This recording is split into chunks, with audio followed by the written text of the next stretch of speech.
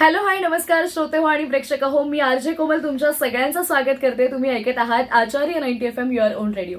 श्रोते हो, आचार्य 90 FMच्या माध्यमातून आपण विविध क्षेत्रातील अनेक मुलाखती इथे घेत असतो आणि आजचा आपला आज किनारी या सेगमेंटमध्ये एक माया लेकींची जोडी जी आहे ती आज आपल्यासोबत इथे जोडली गेलेली आहे.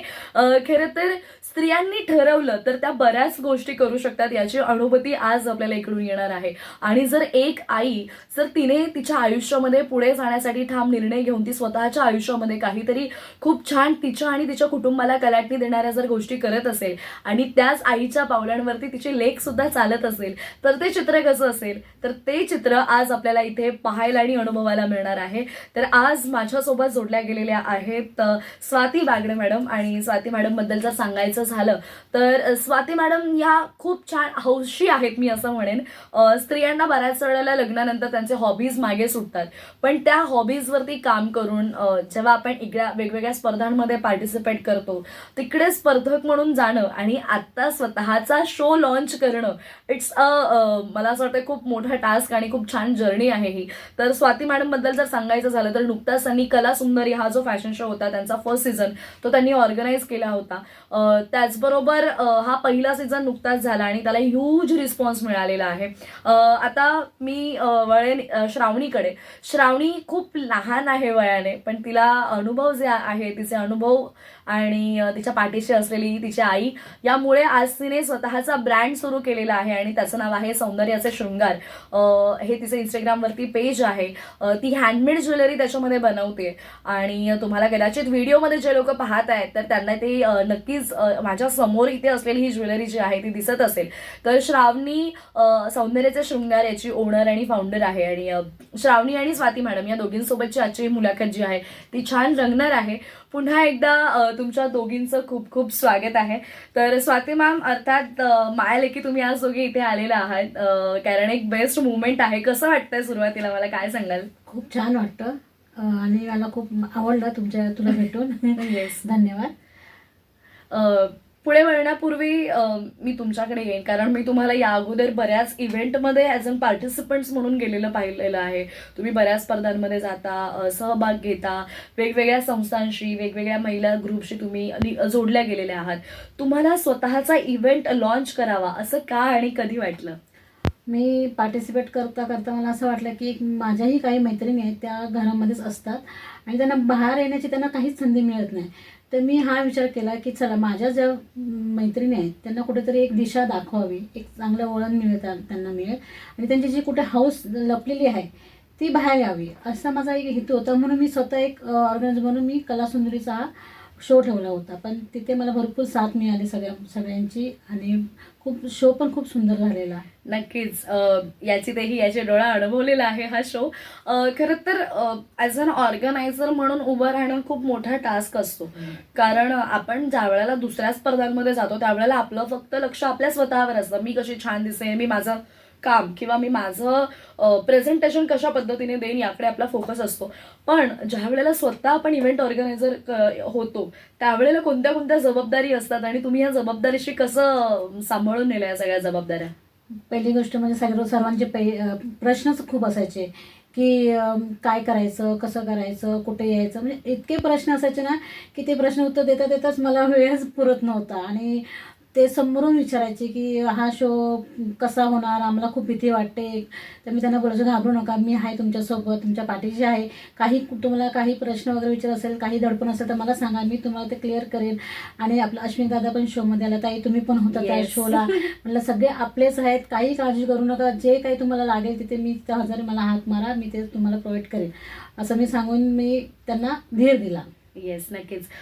खरं तर शो कोणताही शो म्हटला की मॅनेजमेंट हे खूप जास्त महत्त्वाचं असतं आणि मी एक चित्राच्या डोळ्यांनी पाहिलं की तुम्ही आणि तुमची फॅमिली सगळेजण मिळून मेहनत करत होतात आणि तुम्ही ज्या संस्कारांचं बीज रोवलेलं आहे ते इकडे आहे मला असं वाटतंय. तर ती जी मुवमेंट आहे त्याबद्दल काय सांगाल? मलाही असं वाटत नव्हतं की माझी मुलं इथपर्यंत पोचतील म्हणून, पण अचानक त्यांची जी भरारी मी बघून मला खरंच त्यांचा अभिमान वाटतो. कारण माझा मुलगाही फोटोग्राफर आहे, त्याच्या जोडीने ही कला एक वेगळ्या प्रकारची तिने सादर केली आणि ती शिकते सुद्धा. बरोबर. मला त्याचाही आनंद मिळतो. माझी अशीच अपेक्षा की दोन्ही मुलांनी माझ्या पुढे जावं आणि त्यांचं भविष्य क्या बात आहे. चांगलंच करावं. बस हीच परमेश्वराकडे माझी नक्कीच. प्रार्थना आहे. तर आता ज्या मुलांचं इतकं कौतुक झालं, खरं तर मी नाव काय त्याचं स्वयंला सुद्धा मिस करते, कारण मी स्वयंला सुद्धा पर्सनली भेटलेली आहे. ही इज व्हेरी डेडिकेटिव्ह आणि कोणत्याही कामाच्या बाबतीमध्ये त्याचं जे डेडिकेशन आहे, म्हणजे त्याला फोटोग्राफी आवडते आणि खरं तर मी त्यालाही बोलवायला हवं होतं, म्हणजे हा फुल पॅकेज आपल्याला इकडे पाहायला मिळालं असतं. बट स्वयं वी मिस यू. ओके, तर मी आता वळेन श्रावणी तुझ्याकडे. श्रावणी, तुझ्या नावातच ते एक लपलेलं आहे मला असं वाटतंय. सो एक कला आहे ती. तर तू सौंदर्याचे शृंगार हे सुरू करायची कॉन्सेप्ट तुझ्या डोक्यात कशी आलीस आणि सौंदर्याचं शृंगार सुरू कसं झालं? ॲक्च्युली माझी एक फ्रेंड होती. आम्ही दोघं सोबतच कोर्स करणार होतो, बट काही फायनान्शियल प्रॉब्लेममुळे मी करू शकले नाही. तिने मला एक ज्वेलरी बनवून दिली होती, म्हणजे एक छोटीशी नथ बनवून दिली होती आणि ती माझ्याकडेच होती. आणि एकदा मी असा विचार केला की ती नथ मी मोडून मी स्वतः का नाही बनवू शकत. अरे सो मी ती मोडली आणि मी स्वतः बनवली. आणि एक माझी ताई होती, मी तिला दाखवलं की ही अशी मी बनवली, तर अशी तुला आवडेल का अशी? तर ती बोलली हो चांगली आहे ती नथ. तर मग खूप टाइम गेला. तेव्हा पण मी खूप एवढा विचार नाही केला की बाबा मला हे करायचंय करून. खूप टाइम गेला आणि एक वेळेस असंच आम्ही गणपतीची खरेदी करायला गेलो होतो, तेव्हा आम्हाला ते शॉप दिसलं होतं. त्या शॉपला बघून मग मम्मी बोलली की तू हे का करू शकत नाही, तू हे का करू शकत नाही. मग आम्ही तिथल्या तिथेच सामान घेतलं, मटेरियल जे काय आहे ते घेतलं आणि ते स्टार्टिंग मला माझ्यापासूनच करायची होती, म्हणजे ते माझ्या स्वतःसाठी करायचं होतं. बट मी विचार केला आता बाकीचे करतात मग मी का नाही करू शकत. बरोबर. मी कोर्स नाही केला तरी पण मी का नाही करू शकत, मी हा विचार केला. आणि नंतर मग मी हळूहळू ज्वेलरी बनवत गेली, माझ्या फ्रेंड्सला दिली. म्हणजे असं नाही विचार केला की बाबा ह्यातून मला कुठे काही फायदा भेटेल करून. मग मी तर माझ्या फ्रेंड्सला दिली, त्यांना सुद्धा आवडली. असं करत करत म्हणजे मी भरपूर असे हे बनवले, ज्वेलरी बनवले. मग सगळे बोलले की हो खूप चांगली बनवते. आणि ह्या शो म्हणजे कलासुंदरी फॅशन शो ह्याच्यामध्ये मला आयडिया आली की आपण जे पार्टिसिपेट आहेत त्यांना आपण नथ देऊया करून. मग ही आयडिया आली. मग तेव्हा एका दिवसात मी 20 नथ बनवल्या. क्या बात आहे. एका दिवसात 20 नथ बनवल्या मी. आणि तेव्हा मग विचार केला की ह्या आपण सगळ्यांना देऊयात करून. दिल्या, त्यानंतर सगळ्यांना आवडल्या सुद्धा. तिथे आश्मिक दादा सुद्धा होता, त्याला पण ती नथ आवडली. मॅम सुद्धा होत्या की त्यांना पण नथ आवडली आणि मी ती घातली होती सुद्धा. आणि नंतर मग आश्मिक दादा स्वतः बोलला, मला फोन आला त्याचा की तू आमचा एक शो होणार आहे तर तू त्याच्यामध्ये नथ बनवशील का. तर मी बोलली आश्मिक दादासोबत काम करायचं मला, मी नाही कशी बोलणार. म्हणून मग मी दादाला बोलले की हो चालेल मी बनवेन करून. मग तेव्हा मला आश्मिक दादामुळे मोठा प्लॅटफॉर्म भेटला, एवढंच. आणि ती सुरू झाली. सुरू झाली. But I am still in shock की तू एक नथ त्यावेळेला बनवली होतीस. ओके, ती नथ तू खोलून, म्हणजे असं म्हणतात ना की आपलं माइंड हे खूप क्रिएटिव्ह असतं, त्याला चालना द्यायला आपण शिकवलं गेलं पाहिजे किंवा त्याला कमांड्स तशा मिळाल्या पाहिजेत. तू ती नथ पूर्णपणे खोललीस, तू ती नथ पूर्णपणे आहे तशी बनवलीस. हे झालं नथीचं. आणि आता मी इकडे बघतीये, कदाचित रेडिओवरती ऐकणाऱ्यांना ही मजा कळणार नाही, पण युट्यूबला जेव्हा तुम्ही हा व्हिडिओ पाहाल त्यावेळेला यू कॅन सी की किती व्हरायटीज तिने नथीमध्ये बनवलेल्या आहेत. म्हणजे आज ज्या ट्रेंडिंगमध्ये ज्या नथ जास्त चाललेल्या आहेत त्या नथ आहेत. ट्रेंडिंगमध्ये चालत असताना आपलं ट्रेडिशन आणि आपली परंपरा ही विसरून चालत नाही. त्यामुळे मग पारंपरिक नथी सुद्धा तिने बनवलेल्या आहेत. आणि पारंपरिक नथी बनवत असताना मग कुठेतरी त्याला एक वेगळा टच मिळाला पाहिजे किंवा काहीतरी वेगळं माझा प्रेझेंट करायचंय, म्हणून अशा नथी. पण मग मला एक सांग, मग हे बाकीचं कसं तुला सुचत गेलंय किंवा हे तू कसं त्याच्यामध्ये ऍड करत गेलीस? हे म्हणजे स्वतःच सुचवलं हे सगळं मी. म्हणजे रील्स बघितले, बट त्यांचं कॉपी नाही कधी केलं मी. स्वतःच्या डिझाईन्स केल्या मी. मग हळूहळू ट्राय करत गेली की बाबा हे केलं तर असं होईल, ते केलं तर तसं होईल. त्यामुळे मी हे सगळं बनवलं. क्या बात आहे. प्रयत्नांती यशप्राप्ती याचं हे सगळ्यात बेस्ट उदाहरण आहे. बरं श्रावणी, मला सांग की सुरुवात तू नथ पासून केली होतीस. ओके, आणि आता तू इतके प्रकार आहे तुझ्याकडे, इतक्या व्हरायटी आहेत. नथ नंतर कोणता प्रकार तू ट्राय केला होतास बनवायला? नथ नंतर मी सगळ्यात अगोदर मी हेअर पिन्स बनवल्यात. अच्छा, म्हणजे अर्थात खोपामध्ये वगैरे आपण ऍड करतो ह्या पिन आहेत, हेअर पिन्स, ह्या सुद्धा खूप सुंदर आहेत. आणि मग ह्या तू हेअर पिन्स बनवल्या आणि मग हे सगळं क्रिएटिव्ह आणि हे design this is by you only. क्या बात आहे. आणि ह्या पण खूप सुंदर आहेत हेअरपिन्स. बरं, मग हेअरपिन्स झाल्यानंतर जे ट्रेंडिंग ज्वेलरी आपण पाहतोय, सोशल मीडिया एक मला असं वाटतं बेस्ट प्लॅटफॉर्म आहे की सोशल मीडिया थ्रू आपल्याला बऱ्याच गोष्टी आहेत त्या समजतात. पण मग या हेअरपिन बनवल्यानंतर ही ज्वेलरी अशी असली पाहिजे किंवा या ज्वेलरीमध्ये मी हे इनोव्हेटिव्ह करू शकते. मग ज्वेलरीमध्ये गळ्यांचे जो काही दागिने आहेत गळ्यातले तेही बरेच बनवलेले आहेत. त्या गळ्यांमधले कोणते प्रकार तू सगळ्यात पहिल्यांदा ट्राय केले होतेस? मी आता ते हल्ली गोल्डन ठुशी घालतात, तर तसं मी एक नवीन हे केलं की मोत्यांची ठुशी बनवायची करून, म्हणून मी ती सुद्धा इथे बनवली आहे. येस. आणि मला असं वाटतं ती इथे आहे बरोबर. नाही. अच्छा, ओके ओके ओके ओके. नाही, कारण ह्या सगळ्या ट्रेंडिंग गोष्टी आहेत. हल्ली सणासुदीला मुली असतील किंवा नववधू असतील ह्या खूप छान शृंगार करतात आणि सोनं हे आपल्या सगळ्यांच्या खिशाला परवडणारं राहिलेलं नाहीये. आणि ह्या नथी हे जे गळ्यातले चोकर आहेत मला असं वाटतं, राईट. आणि हे खूप सुंदर बनवलेले आहेत आणि त्याच्यामध्ये इनोव्हेटिव्ह म्हणजे हे मध्ये असणारे कमळ. सो मला असं वाटतं ही सगळी क्रिएटिव्हिटी तुझीच आहे आणि खूप छान आहे हे सगळं. कारण काय असतं, आपण बऱ्याच वेळेला सेल करत असतो, दुसरीकडून ऑर्डर करणार आणि फक्त विकणार, यापेक्षा मॅन्युफॅक्चरर जर आपण असू तर मला असं वाटतं त्याच्यामध्ये जास्त फायदा आहे. तर श्रोते हो, आपल्या आजच्या विशेष मुलाखतीमध्ये आपण स्वाती मॅडम आणि त्याचबरोबर श्रावणी या दोघींसोबतही छान दिलखुलास गप्पा मारत आहोत. माया लेकींची ही छान अशी इनोव्हेटिव्ह आणि क्रिएटिव्ह असणारी जोडी आपल्या सोबत जोडली गेलेली आहे. परंतु वेळ झाली एका छोट्याशा विश्रांतीची. तुम्ही मात्र कुठेही जाऊ नका, ऐकत रहा आचार्य 90 FM your on radio. Acharya 90 FM.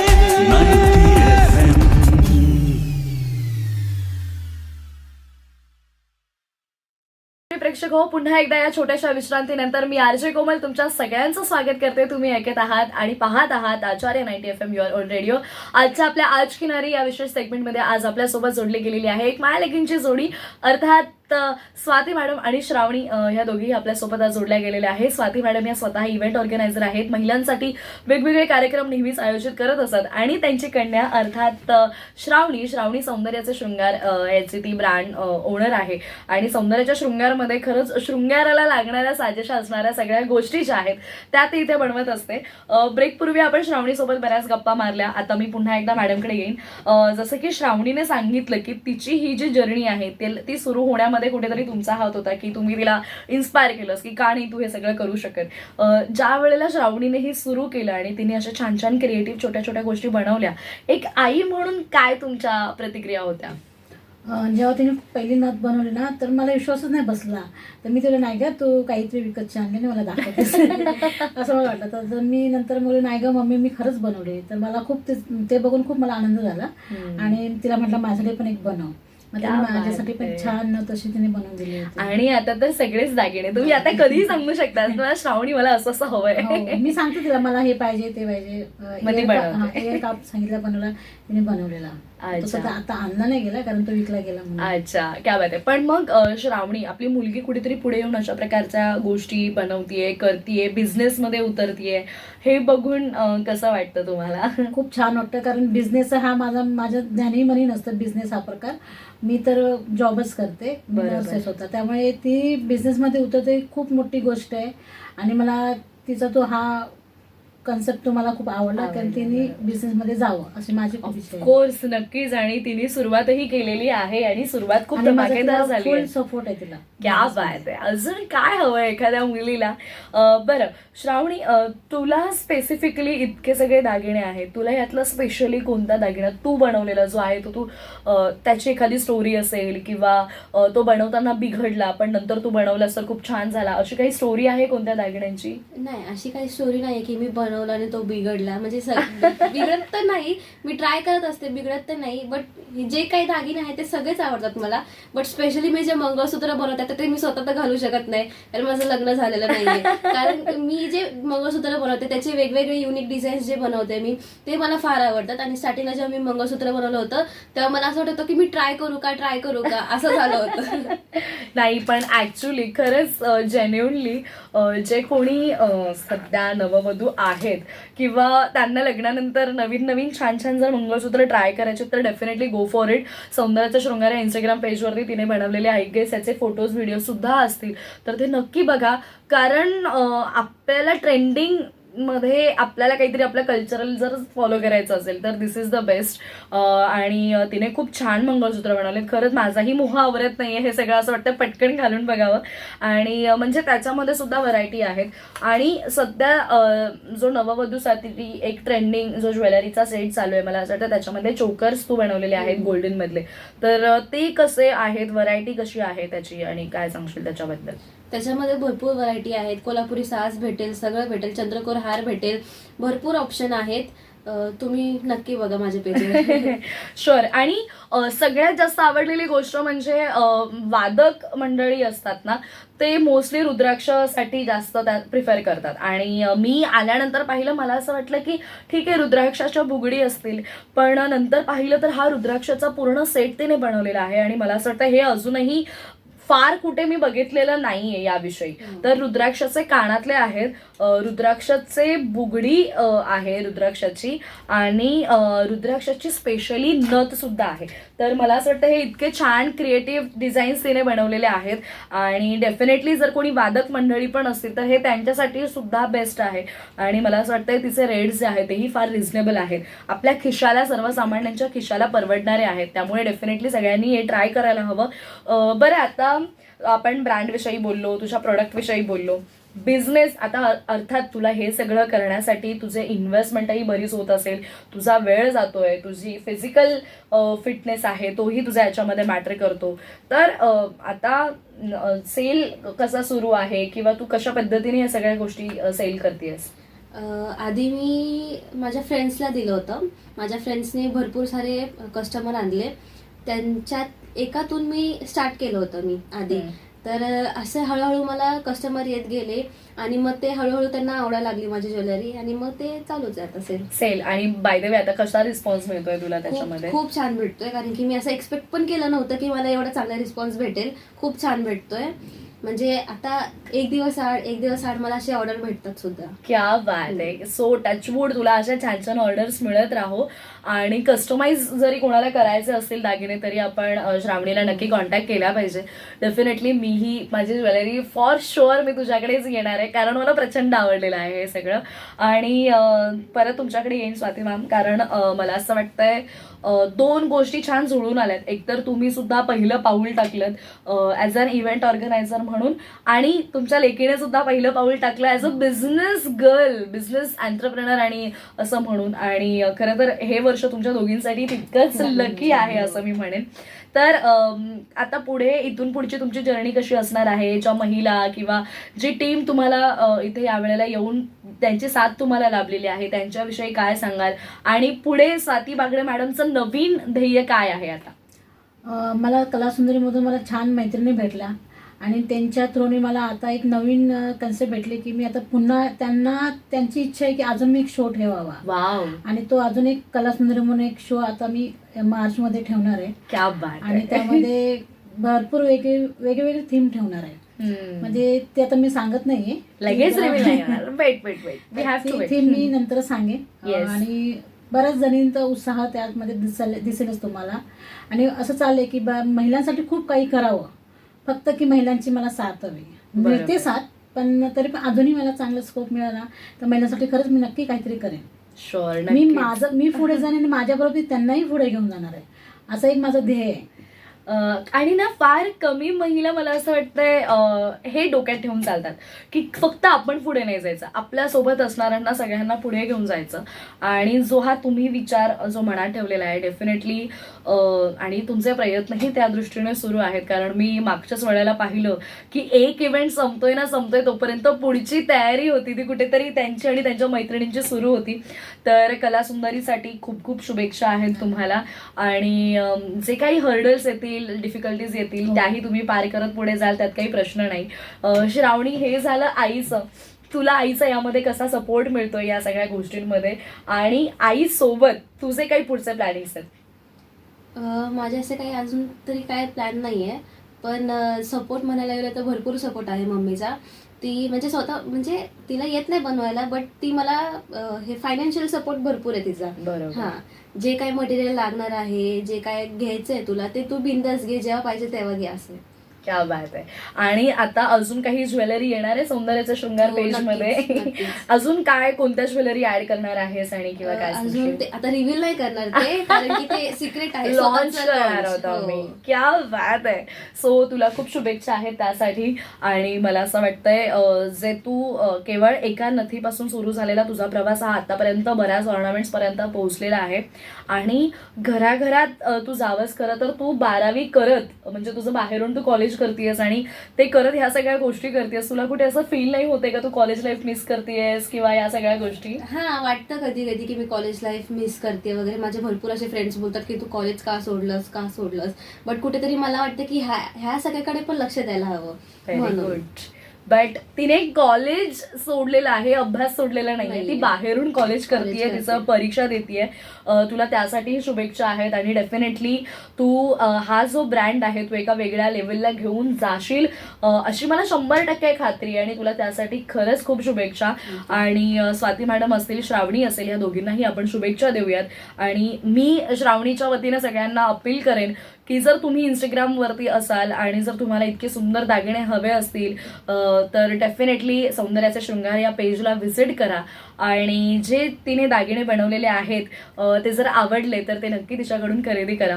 आणि अर्थात खूप गोड मुलगी, तिने जो हा एक प्रयत्न केलेला आहे, तिला तिचं काम बघून ते जर आवडतंय तुम्हाला तर ते काम बघून तिला सपोर्ट करूयात आपण, असे सगळे आपण इतकंच म्हणूयात. आणि तुला सुद्धा पुढच्या वाटचालीसाठी खूप Thank खूप you. शुभेच्छा. आणि मॅडम तुम्हाला सुद्धा खूप शुभेच्छा, कारण एक स्त्री म्हणून ज्या वेळेला आपण पुढे येतो बरेच लोक आपल्याला मागे खेचण्याचा प्रयत्न करतात, पण त्यांच्याकडे लक्ष न देता जे चांगले आहेत त्यांना सोबत घेऊन, जे तुमचे आहेत त्यांना सोबत घेऊन तुम्ही पुढे चाललेले आहात. त्यामुळे तुम्हाला भावी वाटचालीसाठी खूप खूप शुभेच्छा. तर श्रोते हो, आपल्या आजच्या विशेष मुलाखतीमध्ये आज आपल्यासोबत जोडल्या गेलेल्या होत्या स्वाती बागडे मॅडम, ज्या कला सुंदरी या फॅशन शोच्या ज्या आहेत त्या ऑर्गनायझर आहेत आणि बऱ्याच महिलांना पुढे घेऊन त्यांच्यासाठी कार्यरत असतात. आणि त्याचबरोबर त्यांची कन्या अर्थात श्रावणी सोबत आणि स्वाती मॅडम सोबतची ही दिलखुलास मुलाखत तुम्हाला कशी वाटली या प्रतिक्रिया आम्हाला नक्की कळवा. आणि त्याचबरोबर आचार्य 90 FM वरती छान सुंदर मनमुराद गाण्यांचा आणि कार्यक्रमांचा आस्वाद घेत राहा. मी RJ कोमल स्वाती मॅडम आणि श्रावणी सोबत इथेच तुमची रजा घेते. ऐकत रहा आचार्य 90 FM, युअर ओन रेडिओ.